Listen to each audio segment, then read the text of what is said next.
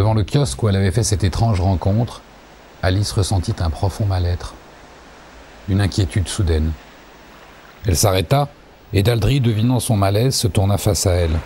« Cette voyante n'est qu'une femme comme vous et moi, enfin surtout comme vous.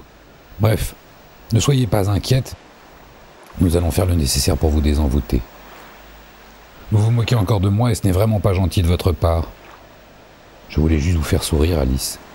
Allez écouter sans crainte ce que cette vieille folle a à vous dire, et sur la route du retour, nous rirons tous les deux de ses inepties. » Alice avança vers le kiosque.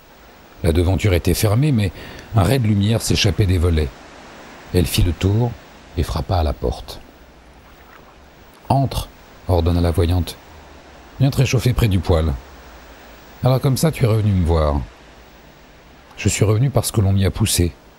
C'est vrai, ce que vous m'avez dit hier m'a troublé à voix, Alice, et je n'ai pas fermé l'œil de la nuit à cause de vous. Je te comprends. À ta place, il me serait peut-être arrivé la même chose. Ne vous moquez pas de moi. Dites-moi la vérité. Vous avez vraiment vu tout cela hier ? La vérité ? Dieu merci, le futur n'est pas gravé dans le marbre. L'avenir n'est fait que de choix qui t'appartiennent. Alors, vos prédictions ne sont que des boniments ? Des possibilités, pas des certitudes. Tu es seul à décider. Décider de quoi ?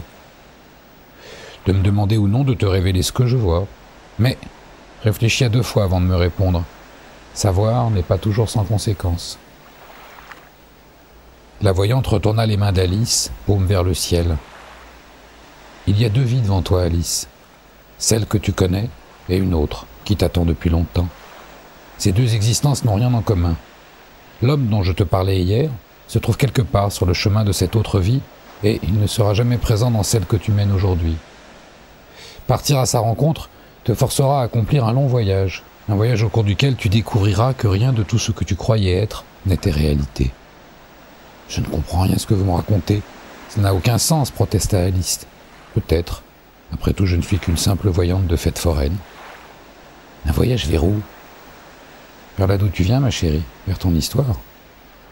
J'arrive de Londres et je compte bien y retourner ce soir. Je parle de la terre qui t'a vu naître. C'est toujours Londres. Je suis né à Holborn. Non. Crois-moi, ma chérie, répondit la voyante en souriant. Je sais quand même où ma mère a accouché, bon sang. Tu as vu le jour au sud. Pas besoin d'être une voyante pour le deviner. Les traits de ton visage en témoignent. Je suis désolé de vous contredire, mais mes ancêtres sont tous natifs du Nord, de Birmingham du côté de ma mère, du Yorkshire de celui de mon père. De l'Orient pour les 2, chuchota la voyante.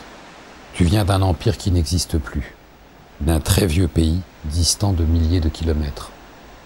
Le sang qui coule dans tes veines a pris sa source entre la mer Noire et la Caspienne.